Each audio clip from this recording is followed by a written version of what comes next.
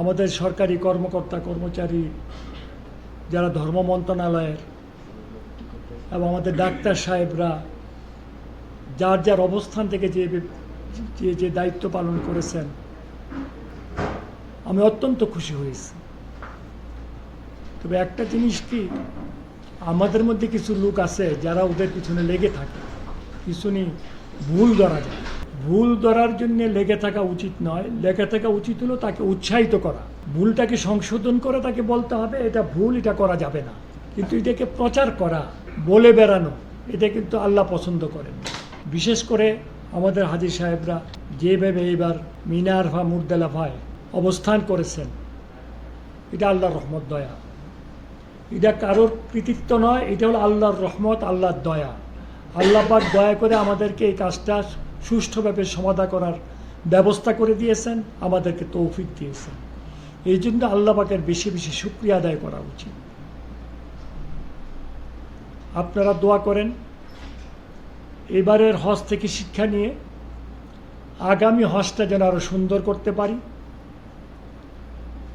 এবং ABCD বলতে 3টা প্যাকেজ আছে, প্যাকেজ তো ডি প্যাকেজটাতে আমরা বাংলাদেশে মাননীয় প্রধানমন্ত্রীর সাথে পরামর্শ করে আমরা চেষ্টা করব ডি প্যাকেজ বলতে কিছু থাকবে না।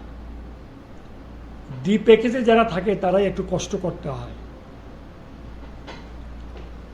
আর বিশেষ করে আমাদের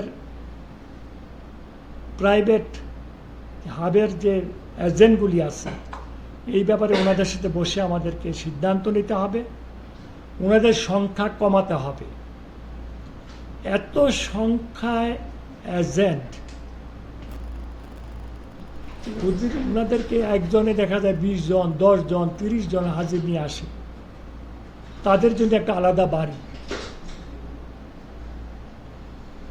একজন এজেন্ট যদি 1000, 1500 হাজি আনে, তাহলে তারাও একটা বা দুইটা বাড়িতে থাকবে, লাগেজগুলিও ওই একটা বা দুইটা বাড়িতে চলে আসবে। কিন্তু ছোট্ট ছোট্ট গ্রুপ যদি হয়, এটা তো কারোর পক্ষে সম্ভব না লাগেজগুলি তাদের এখানে পৌঁছানোর সঠিক সময় সঠিকভাবে। লাগেজ হারানোর কারণ হলো যে ছোট ছোট এজেন্টগুলি 10 জন, 12 জন, 15 জন করে আলাদা আলাদা ছোট ছোট বাড়ি করে এবং ফেতরা করে, দেখা যায় ইয়েতে অ্যাড্রেস দিছে একটা, নিয়ে উঠাইছে হাজি আরেকখানে। তো আল্লাহ যদি ঢাকাতে ফিরিয়ে নেয়, ঢাকাতে গিয়ে হাবের নেতাদের সাথে বসতে হবে, বসে এইগুলি নিয়ে আলোচনা করব, মাননীয় প্রধানমন্ত্রীর সাথে পরামর্শ করে হজটাকে এমন একটা ব্যবস্থায় নিতে হবে আল্লাহর রহমত, আল্লাহর দয়ায়, যাতে কারো কোনো প্রশ্ন না থাকে।